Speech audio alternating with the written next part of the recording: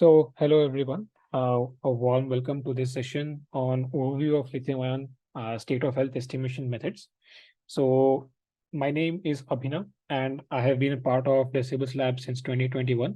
Currently, I'm working on battery algorithm development, that is the BMS, battery management system algorithm development, and I am working on cell testing and characterization. And also, currently, I'm working on the model-based design of cell models. So basically, I'm making like equivalent circuit models, mathematical models of the cell, and using it for simulation and design analysis. So in today's webinar, we'll be like going through some very fundamental methods of how the state of health of a particular lithium-ion cell is estimated. So first, we will have a brief overview of like what exactly is state of health and like what are the different like aspects of state of health, how state of health is influenced, and what are the different factors that influence it. And then we'll go into the different like estimation techniques. Okay, so yeah, so this is our course content for today. So as I said, we'll be starting with the basics. First, we will like take like a basic look into the state of health. So some factors, how capacity fading occurs, what are the different ways in which capacity fading can happen, and what are the influencing factors for this. So we'll also see some like basic testing parameters, how you can test the particular cell or a battery pack to obtain all of these values. And then eventually we'll head into the methods for estimation. Okay. So we'll be discussing like three main methods.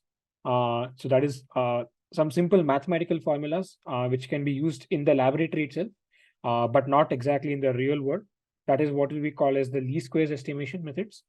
Then we go into real time. So like since least squares is not exactly feasible in real life, we go into like real time applications in which we'll be discussing like all model based or algorithm development based things like this. And then we'll go into purely experimental, that is on a test bench. So this is a non-destructive way. So basically we'll be using something called as frequency analysis of the particular cell. So we'll be going through all of this in the particular webinar. So we'll start with the first one by defining the very basic parameter, what exactly is state of health.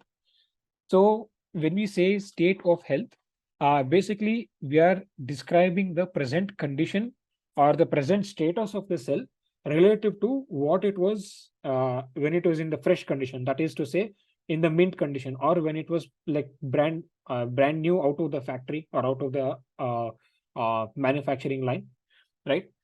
So over time, what happens is over usage, over continuous usage, over repeated charging and discharging, the capacity goes on reducing. So because of that, your overall health, that overall condition also will go on depleting. Okay.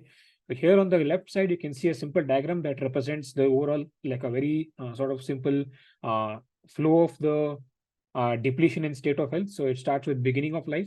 So that is where we say that the state of health is 100%. That means it is in fresh condition. It is giving the performance that we desire it to give. And at the end, that is after repeated number of cycles, uh, like say, for example, 1,500 or 2,000 cycles, and depends upon the usage, we come to the end of life. So which is somewhere around 70%.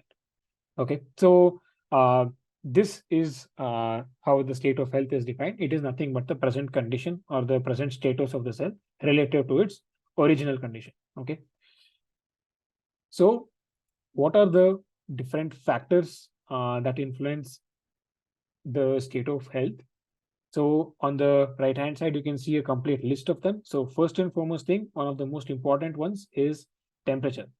So this is nothing but your the temperature that the cell experiences, or basically the temperature accumulated by the cell. So you can see here, here is the range between which your cell is supposed to operate, and anything above this or below this, it will undergo such differences or behavior differences in behavior as what is listed over here, right? So if you have very high temperatures, then you have electrolyte decomposition. So basically, what's happening here is the electrolyte inside begins to form gases. So basically, so something like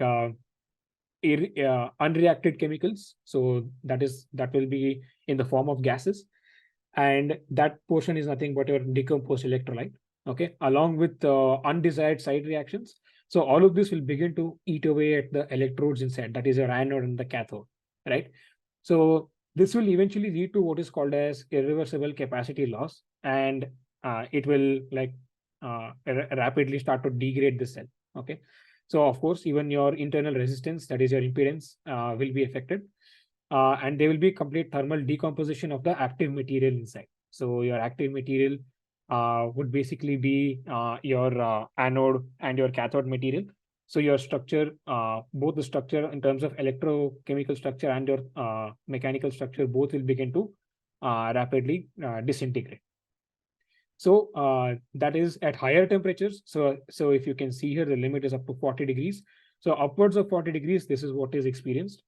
But beneath, at a much lower range of temperatures, so below 15 degrees, something like 10 degrees, 0 degrees, this kind of temperature, you have what is called as electrolyte loss. So in this, what happens is your electrolyte's ability to conduct ions that begins to reduce.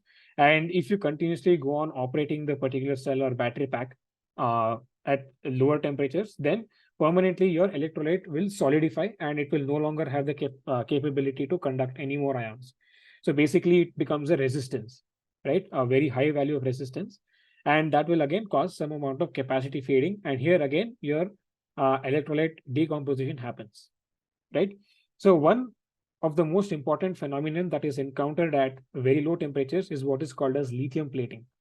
Okay. So at very low temperatures, what happens is that the uh, electrolyte inside and the electrodes inside, they don't have enough chemical or thermal energy to complete the reactions inside, right? So inside a cell, there is something called as redox reaction.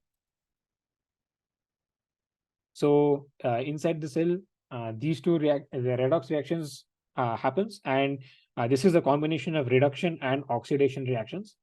So what happens is at very low temperatures, there isn't enough energy in order for these reactions to complete with full efficiency. So because of that, some amount of lithium ions present inside the cell, instead of reacting with the chemicals inside, it will start to get deposited on the surface of the anode. Okay. So that layer of lithium will eventually form what is called as lithium plating. Okay. So this is nothing but unreacted lithium ions that will eventually just get deposited on the surface, and it will act as a resistance barrier. Okay. So along with this, there is another phenomenon that happens. It is called as SEI, solid electrolyte interface. So these two are basically unreacted chemical compounds along with lithium ions that will eventually form like a barrier on the anode. So this barrier that forms eventually will cause the cell to stop working efficiently, and it will cause capacity fading, power fading, and eventually it will lead to like complete and total cell failure. Okay. So here you can see at the bottom also there's a graph that relates to how the temperature affects the cycle life of the cell in terms of operation, right? So if you give high temperature, you will see that you have much higher availability of capacity. So here you can see that the rated capacity goes up to almost 110 to 115% of the rated capacity, but then it sharply declines after a very short usage, right?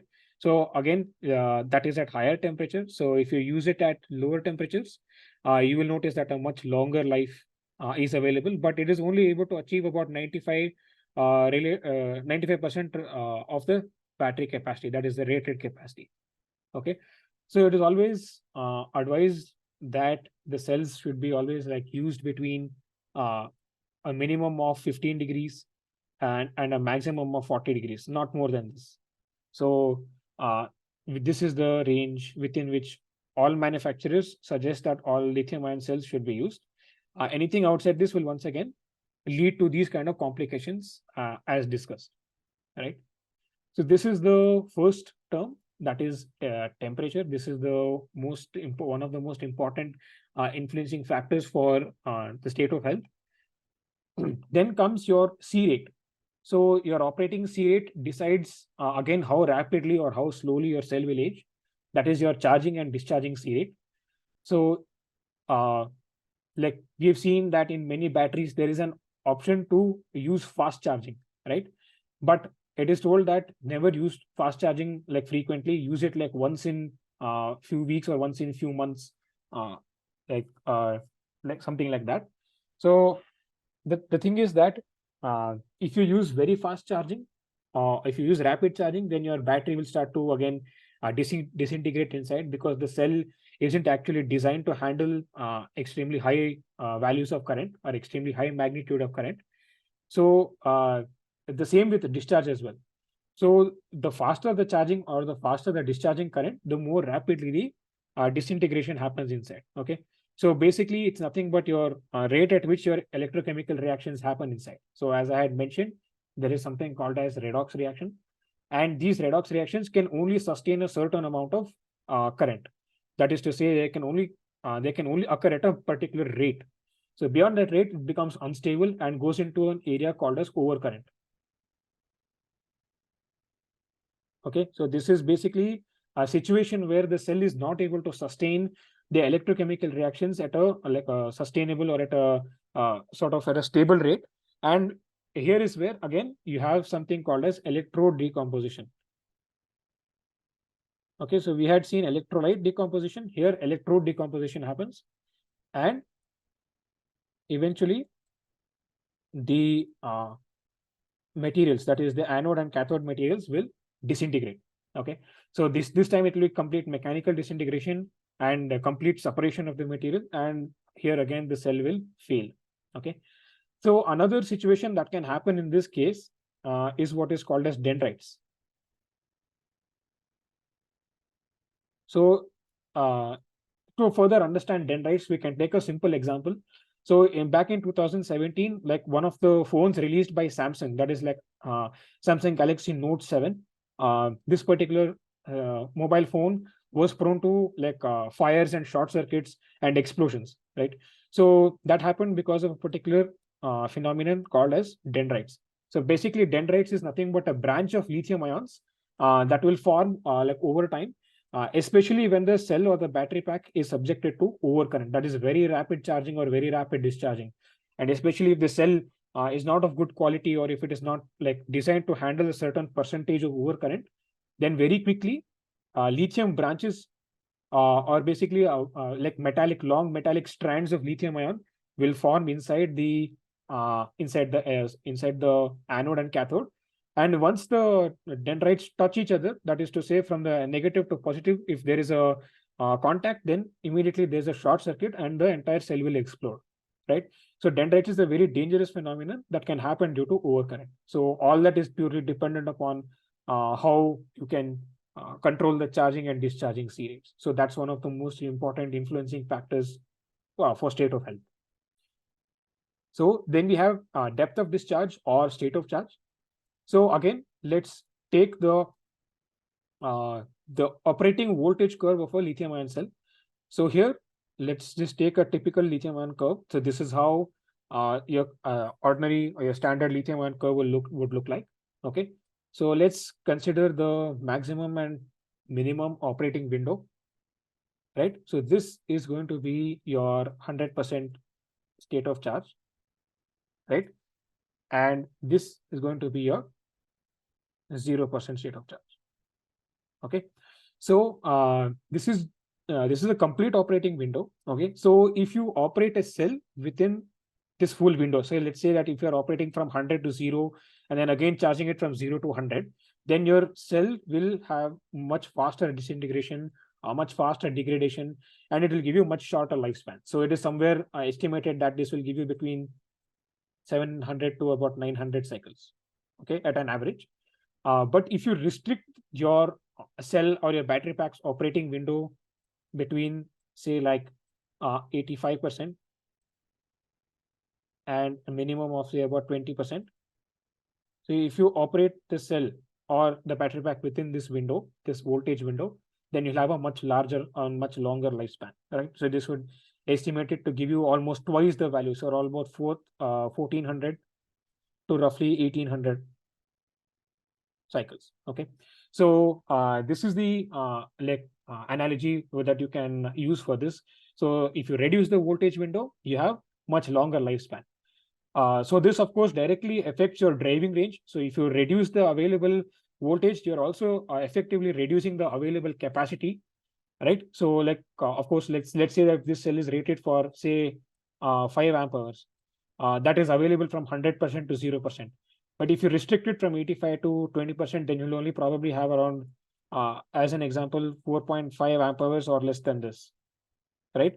So this will effectively reduce your driving range by a bit, but this will again increase your lifespan. Okay, so this is how you are able to interpret your state of health influencing factor in terms of DOD, that is depth of discharge, right?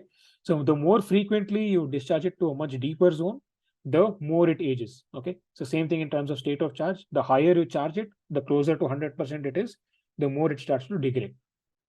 So this is in terms of DOD and SOC. Then we have storage duration. Okay, so there is a particular term called calendar aging. So we will see a particular graph pertaining to calendar aging. Okay, where we will see like the decrease or in the fade of capacity relative to the storage time.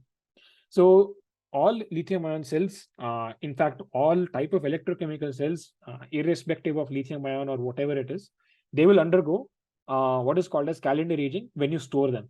So one good example would be to understand that your lead acid batteries that is used for starting the engine in your IC engine cars, these lead acid batteries, you know that they'll go dead after storing them for 3 or 4 months.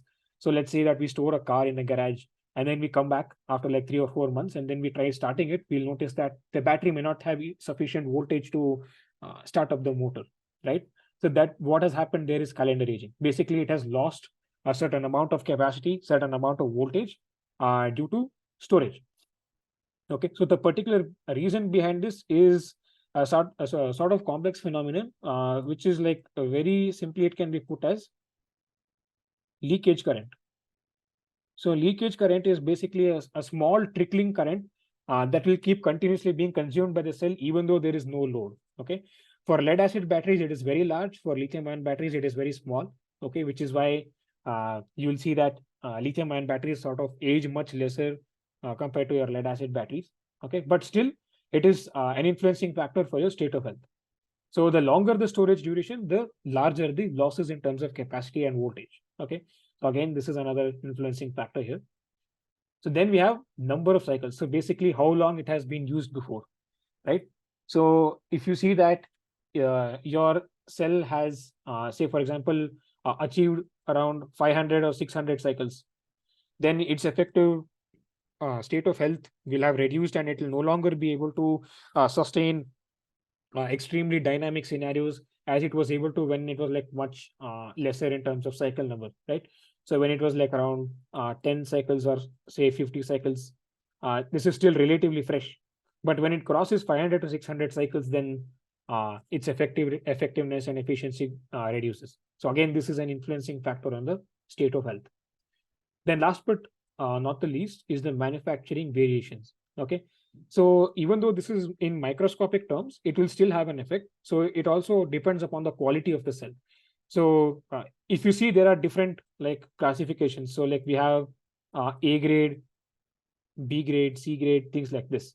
Okay, so like all the A grade cells are the best quality cells that you will see in the market, right? All your Tesla cells or all your like Rivian or Lucid Air, all of your like OEMs, they all use A grade cells, which is like highest quality cells, and these are not available in the market for purchase. So like anybody wants to use this for the like any experiments or anything like research work, this cannot these particular type of cells are not usually available. What you do get is B grade cells. So this is the next best quality. All your LG cells, your Samsung cells, even your Panasonic ones, which is like available in the market, they're all B grade cells. Okay, so like this is what is most of the cells being imported here in India are all B grade cells. Okay, So A grade cells are usually for like much more like well established organizations. Okay, and then we have like basically C grade cells, which are like almost a duplicates or counterfeit.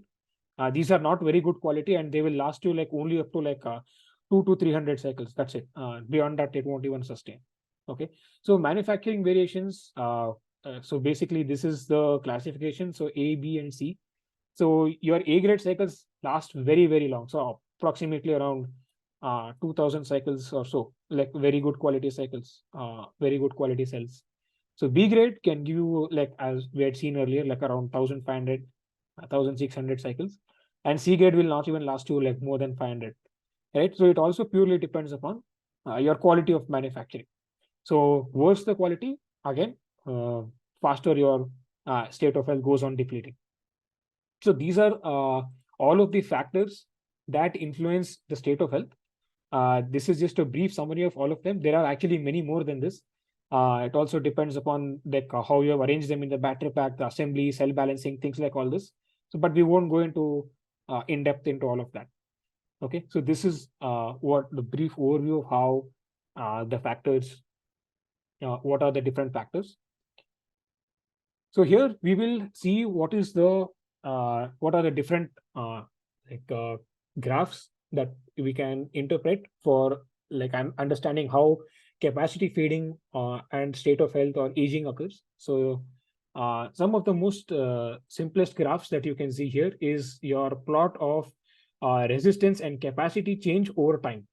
Okay, so as and when the cell goes on aging, the resistance goes on rising, and your capacity, your available capacity will go on reducing.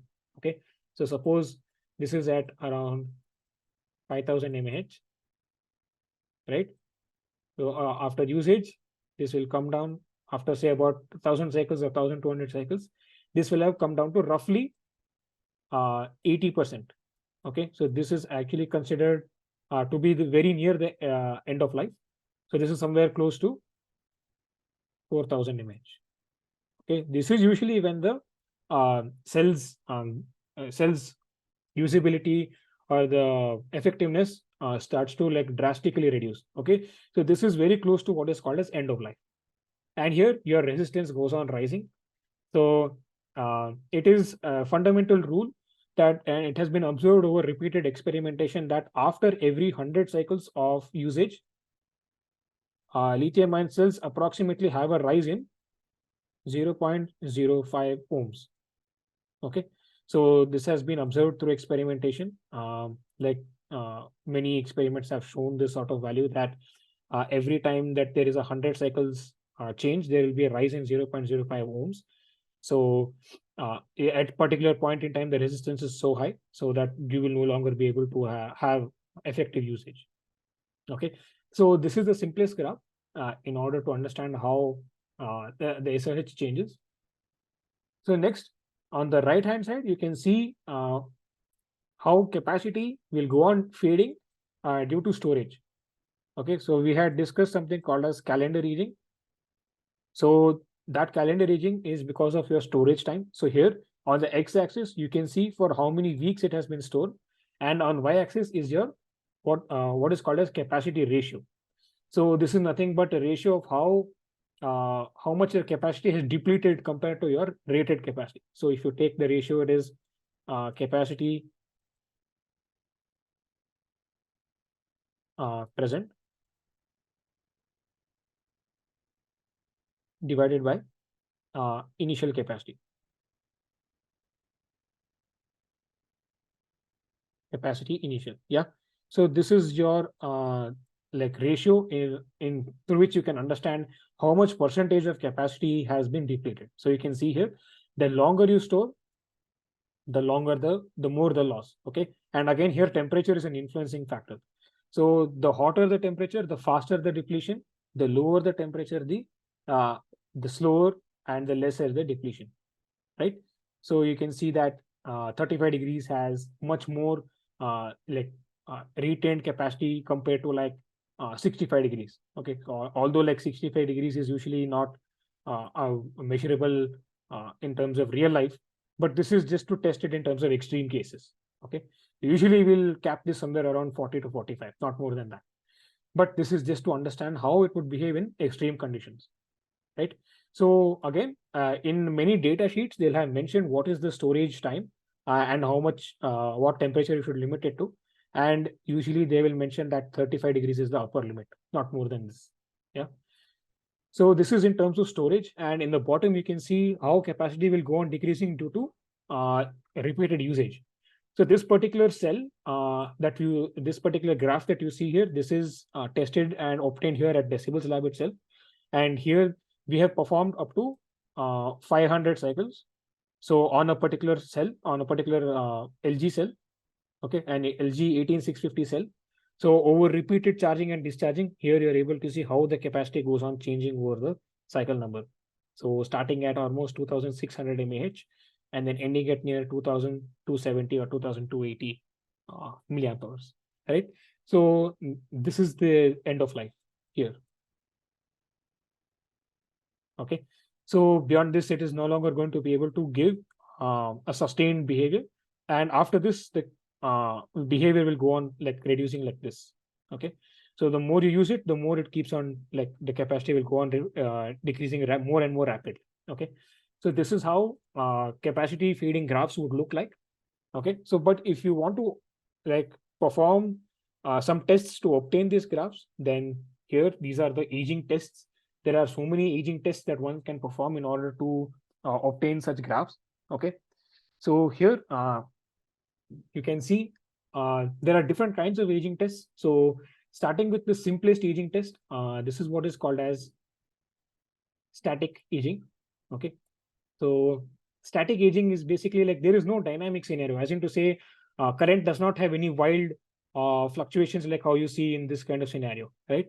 It is having a stable rise and then stable fall. Okay. So the profile is pretty simple in terms of like current. So I'll just show it here. So we have two simple phases in this. One is the charge phase and one is the discharge phase. So we go for like CCCV charging, right? This is the CCCV charging part. And then after like providing a certain break, okay, which is called as a rest period, then we go for discharge. Okay. So this is the constant current discharge. So CCCV charging, rest, and then constant current discharging. So that's what you see over here. Okay. So this is the voltage profile corresponding to that. This is the current profile corresponding to that. Okay. So after having supplied this particular charging and discharging profile for like 100 cycles at a particular time, this is followed by what is called as a reference performance test. Okay. So this reference performance test is done to check the condition, how much capacity has faded, how much resistance has changed. So all of this can be checked using the reference performance test. And then once the reference performance test is complete, again, the same set of 100 cycles will be repeated. Okay, so then again, after 100 cycles, the same reference performance test is conducted. Again, the change in capacity, change in resistance is measured. And once again, the cycle is repeated. Okay, so this way it can be continuously done till such time your cell has almost reached the end of life. And then you can use the data to plot these graphs and then to come up with a simple SOH estimation algorithm. Okay, so that we will be discussing in the next slide. So here there are for some other tests as well. So this does not exactly represent dynamic scenarios, the simple aging. So there are, in reality, the cells will face much more dynamic current. So that you can see here using what is called as DST. So this stands for dynamic stress test. Okay, dynamic stress. Okay, so basically it's a simple 6-minute driving profile. So 360 seconds, we supply the current in this format for about 6 minutes, and we check the battery's voltage response in this case. So here on the bottom, you can see the voltage response. Okay, so by repeatedly providing this profile, again, the change in capacity is noted. And again, the same thing is followed where we are using what is called as reference performance test. Okay, so this again, the same set of profile can be repeated once more or multiple number of times till the target capacity is achieved. Yeah. So this is one more way of seeing how you can observe your capacity fade. And another way is to go completely dynamic, where we are seeing a real life driving profile. So you can provide what is called as WLTP, UDS, urban dynamometer schedule, FUDS, and so many other driving cycles. So this is another way in which you can check your cells capacity fading. Yeah. So these are the different ways in which you can observe how the capacity fading can occur. Okay. So now we come to the core part, that is that is like what are the different methods for estimating the state of health. Okay. So we in as I discussed earlier, we'll be studying the three different methods, that is the least squares, which is pure theoretical. Okay, and it is not applicable in real life always. Okay, so more it is oriented for lab based applications, where you have a test machine, a test bench, and you're able to like test a certain bunch of cells or batteries, and you're able to apply some like algorithms such as ordinary least squares or weighted least squares, things like this. Okay, this is purely theoretical. Okay, which means that it cannot be handled by a BMS in real life. Then we have real-time implementation, meaning that these methods are already in place and are being currently used in many BMSs across the market. So most importantly, impedance tracking, which has been introduced by Texas Instruments. Okay. So more on this we'll be discussing in the upcoming slides, and then also Kalman filter. Okay. So that is your EKF, or like more advanced things like advanced Kalman filters, things like that. Okay. So this is a real-time application, and then we come to experimental. So again, this is test bench. Okay. So these are the different methods we'll be discussing. So first we'll start with the least squares part. Okay. So in order to like utilize least squares, first and foremost, we need a bunch of test data, because this is completely data driven. Okay. So this particular method is data driven, as in to say it depends on like a bunch of data. Okay. So what is the data? What is the data that it requires? So if you observe the graph here, you will see that the y and x axis correspond to integrated current and change in state of charge. Okay. So let's consider a scenario in which the cell is discharging. Okay. So let's consider a situation in which there is constant current discharge. This is only for representation sake. This is not a realistic situation. Okay. So let's just like imagine a situation in which we are having constant current discharge. Okay. So the total integrated current from start to end is measured. Okay. So that is nothing but integral I dt. Okay. And the total change in state of charge at every interval. So let's say that you're taking an interval of say 5%. Okay.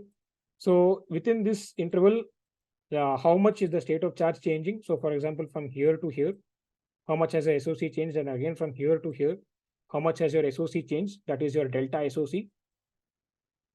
That is mapped on the x-axis, and your integral of current is mapped on the y-axis. Okay. And if you plot the two of them together, you will get a linear sort of a linear fit. Okay. A first order straight line, first order equation that is for a straight line, y is equal to mx. Okay. So that is what you're seeing here.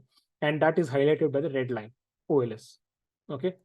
So this is how you perform like simple ordinary least squares fitting. Okay. So once you perform this fitting, you get the slope of the line. Okay. The slope of the line, we know that if you take this, it is y by x. Okay. So q is equal to y by x. Okay. So it's not directly taken like this. We have to go for something called as least squares. Okay. Where we're minimizing the least squares error. Okay. Because like if you see in this particular graph, there is some error in the measurement, right? So we're going to like reduce this error as much as possible by going for what is called as least squares reduction. Okay, or you can also call it as least squares minimization. So how is this done? This is done by obtaining what is called as a merit function.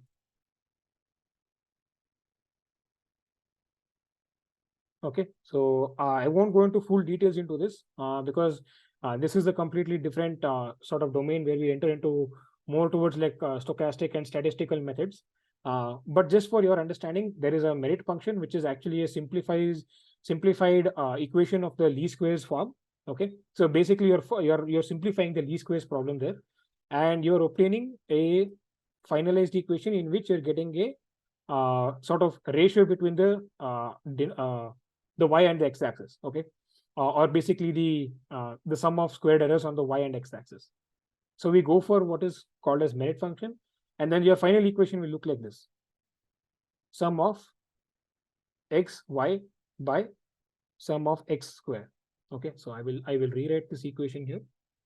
So q is equal to sum of x into y divided by sum of x square. Okay, so this is how you express your merit function when you're trying to like minimize the least squares problem. Okay, um, in this case, however, there is no particular sort of preference towards the trend of the data. So if there is a particular trend in how the noise is occurring, then in that case, your ordinary least squares equation cannot be very effective there. Okay, so that is where your weighted ordinary least squares come into picture. So this will actually further improve the efficiency and the accuracy of the model. So to the same merit function, we are going to provide what is called as a weighting function. Okay, so where we have q is equal to summation xy by summation x square, so into 1 by w. Okay, so w is what is called as the weighting function. So this weighting function is purely dependent upon the problem, how exactly you are considering the noise. Is it a random noise, or is it a Gaussian noise, or you can also call this as log normal noise. So, or if it is like pink noise or white noise, it is purely dependent upon that, and based on that, that is how you choose your weighting function. So again, here we'll go into further in depth into the stochastic processes where you have to consider variance, then modeling of the noise, and further additional things which can't exactly be covered now. Okay, so just for your understanding, this is your weighted least squares function, and this is your ordinary least squares function. Okay, so almost all the time, the weighted least squares turns out to be more efficient and much more effective in giving a estimate of capacity, because there is a weighting function. Okay, and this weighting function will start to change the trend of the fitting curve towards the uh, in the preferred direction based on the type of noise. Okay, so here you can see the difference between weighted least squares and ordinary least squares, which is mentioned here in blue versus red. Okay, so in order for this to happen, in order for you to obtain this kind of data, we need to have a model. Okay, so the model is as follows: that you have an SOC estimating algorithm.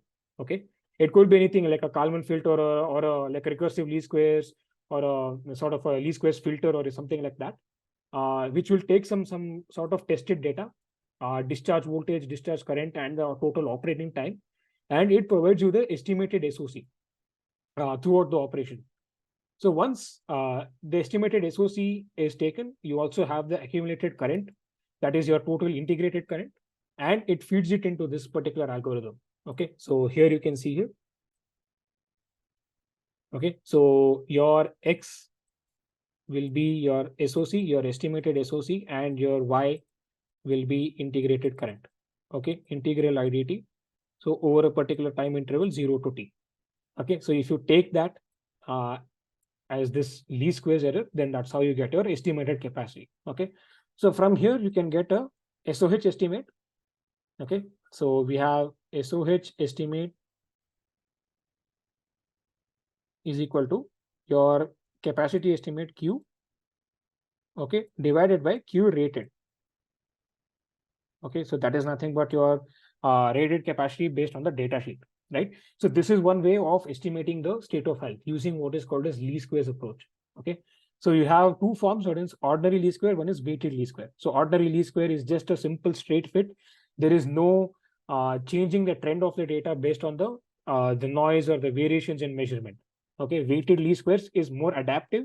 It changes the trend line of the fit based on the noise that is present here. That is the variation in measurement. Okay, so this is one way of doing it. Since this algorithm is so complex, as I said, it requires you to estimate the type of noise, whether it's Gaussian or non-Gaussian, log normal, all that type of stuff. It cannot exactly be used in the BMS. Okay, so that is where your real-time implementation comes into picture. Okay, where we are having two types of methods. Either you can use impedance tracking or you can use Kalman filter. So both of these can be successfully run in a BMS to like have capacity estimates, right? So one of the most direct and the most simplest form of estimating capacity is by utilizing what is called as impedance tracking. Okay, so in this impedance tracking, basically the IC will continuously monitor the state of charge and again the integrated current IDT. Okay, so this is nothing but like again on the same basis as how the least squares formula works. Okay, so these two values are obtained, and then again the capacity Q is estimated as total change in integrated current. Okay, delta IDT divided by delta SOC. So this is again very similar to how you had seen in the least squares, except there is no curve fitting being done. There is no estimate of noise here, anything as such. Okay, it's just directly your current being measured and your estimate of state of charge. So the more accurate the state of charge estimate, the more accurate the value of capacity being estimated. Okay, so this way your BMS actually reduces your computational power, and actually it is one of the most simplest ways of doing it, right? So if you observe this, it is actually like just nothing but a like modified version of Coulomb counting equation, right? So this way it is like very easy to implement. Okay, it reduces the computing power on the BMS, and it's having a fairly decent accuracy. It's not very accurate. It purely depends upon two things. One is how much noise is present in your measured values. Okay, noise values, how that, because this will influence your state of charge. And the second thing is how much filtering you're doing in order to like reduce your noise values into the current from the current sensor. Okay, so apart from this, this algorithm is very simple to implement, but one of the important things is that it requires a lot of resting time. Okay, so this particular algorithm will run only when the battery is in OCV condition. Okay, so in order for OCV to achieve, it has to be true OCV. True OCV. So true OCV can be achieved. We know that the true OCV is kind of difficult to achieve. The battery needs to be in a very sufficient rested condition. It tends to take 1 hour, maybe 2 hours, 3 hours resting condition, and then it can go for estimating all this. But in reality, when in driving conditions, we know that the electric vehicles usually don't rest for this long. Even after charging, there usually is not 3 hours to 4 hours of resting time. Usually it's something much lesser than 20 minutes. So it's kind of difficult in that sense, but overall, this is a much more easier algorithm to implement. Yeah. So this is one of the ways you can basically generate this algorithm either using C or Python or MATLAB Simulink, and you can convert this to like code generation. We can perform this and have some hardware in the loop going on simultaneously for this in order to validate this particular algorithm. But even there, like the drawbacks are in the time, the required time. Yeah. So this is currently being used by Texas Instruments. Okay. So if you see Texas Instruments webpage, they will list what is called as BQ. Sorry. This is BQ 2750X. So if you look up this, you will be able to find like a lot of information regarding what is called as impedance gauging. Okay, it's called impedance gauging or impedance tracking. So this is one of the most easiest ways to like estimate the capacity, and then eventually you can use that to estimate the state of health. So that is one way. Another way is by using Kalman filters. So Kalman filters does not require things like resting as such. But here, your algorithm is much more complicated. Okay, where you need to have like a good amount of initialization. So it needs to know the prior states in order to have a good amount of state prediction, that is your state of charge and capacity prediction, and then even updating.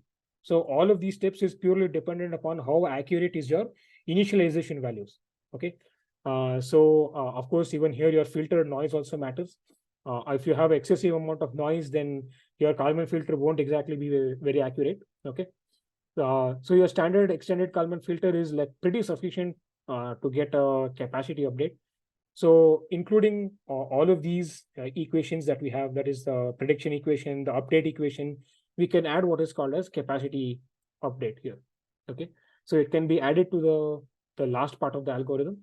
So here you can see these set of equations. This is basically your capacity update. Okay. So this is your state update equation in terms for capacity state update. Okay, so you can extend the existing EKF to UKF also, that is your uncentered Kalman filter, that is also possible. So these two are like the most commonly used methods in the BMSs that you find today. Okay, like of course, if you compare the complexity, of course, like your Kalman filter is much more complex than what you see in terms of impedance tracking, but of course also much more sort of a little bit more reliable. Okay, but more costlier to implement this because you need a much more sophisticated IC to compute all of this, right? It's a recursive estimate. It requires a lot of computing power. So like RAM size will increase and things like this. Yeah. So it usually is dependent upon your cost. So cost effective would then be impedance tracking. So accuracy would then be Kalman filter. Okay. So it's just choosing a balance between these two. So then we come to experimental. This is the last part. Here we have a purely test bench based. Okay. So your test bench will have like a something called as a spectroscope.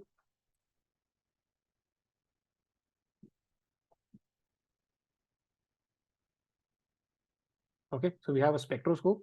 So here in this spectroscope, this will generate what is called as a AC signal. Okay. So this AC signal will basically like supply some amount of very, very small microamps or milliamps of current, something like 50 milliamps or very, very small, something like 30 milliamps. So this is an AC signal that they'll provide it at a very high frequency, something like 5 kilohertz or 10 kilohertz. And from there, what is called as impedance, your AC impedance will be tracked or basically it will be measured. Okay. So your impedance, AC impedance will be like, mapped as a like something like magnitude versus frequency. Magnitude versus frequency. Okay, so here you'll have a Nyquist plot or basically a plot that has magnitude versus frequency, and it will show how the resistance or your internal like resistance changes with respect to age, with respect to usage time, temperature, and things like current frequency, C rate in terms of charging and discharging. All that will be visually analyzed using this. So this is one of the most elaborate tests that you can conduct, using what is called as a AC spectroscope. Okay, so that is basically a non-destructive method where you're able to analyze the internal properties of the cell. So along with this, we have X-ray diffraction as well. So X-ray diffraction is like in which you're passing some high energy X-rays, okay, at a very high frequency. Okay, so this green layer that we see here, this is what is called as a beryllium sheet. Okay, so beryllium sheet. So this beryllium sheet is used to like control the phase of the energy rays, that is the X-rays, and using that you're able to like have a internal visual sort of representation of how the cell, the composition looks inside after using it for multiple cycles, right? So like initially you will have a particular diagram being represented here, and then after so many cycles, this diagram will shift. It will change. Okay, so it will start showing much sharper peaks, right? So this will show how much your capacity has changed or how much your resistance has changed over the time. Okay, so both of these are basically like non-destructive internal analysis methods which use X-rays or AC signals, so using which you can have an analysis of the change in internal structure. Okay, so these are all of the methods that are like widely used in today's battery analysis procedures and methods. So apart from this, we have many more methods. So some of the most hotly debated topics for today is AI and ML, so machine learning along with artificial intelligence, right? So this is basically a self-learning algorithm which will continuously keep evaluating the existing like condition of the cell. Of course, again, this is not something that can be implemented in the BMS. You need supercomputers in order to perform all this. So this is actually like one of the most upcoming things. So we know that machine learning is like like a booming topic today, and even many like battery research topics and battery research organizations, they are taking the help of AI in order to estimate the real-time state of health. So it's considering many more parameters than what we had discussed before. So it's not just current or voltage, but it's considering so many other things. There is neural networking, so along the lines of AI and ML as well. Then we have advanced least squares. So advanced least squares is like a step ahead of weighted least squares and total, ordinary least squares. So I had discussed simple methods, that is ordinary least squares and weighted least squares. So in advanced, we have what is called as total least squares and adapted least squares. Okay, so in which we are considering the noise affecting both x and y variables, and the least squares problem considering both the x and y axis, right? So if earlier you recall, I had shown summation of xy by summation x square, right? But in terms of total least squares, we go for summation xy by summation x square plus summation y square. Okay, so this kind of format will be used where we're going for like total least squares and adaptive total least squares. Basically, where we're considering the variances in both x and y axis, and things like Gaussian distribution and much more advanced things. So this is too complex. Again, this is only purely limited to theoretical methods. It cannot be used in real life. Okay. So advanced Kalman filters. So apart from extended Kalman filters, we also have dual Kalman filters. So where you have simultaneous estimates of both the parameters and even the both the cell parameters and the cell states. So they have simultaneous estimates. One will estimate the capacity, the other will estimate the other states. So we have dual Kalman filter. We have SPKF. So SPKF is sigmoid point Kalman filter. So these are all, this is a much more advanced methods of Kalman filter. So I will not be going too much in depth into this. Then we have other forms of least squares where we're going to recursive least squares. And this is also called as RLS filtering, by the way. So RLS filter. Okay. So hybrid methods where we can use a combination of Kalman filter and recursive least squares. Or we can use equivalent circuit model, which is an electrical representation of the cell with recursive learning or recursive least squares.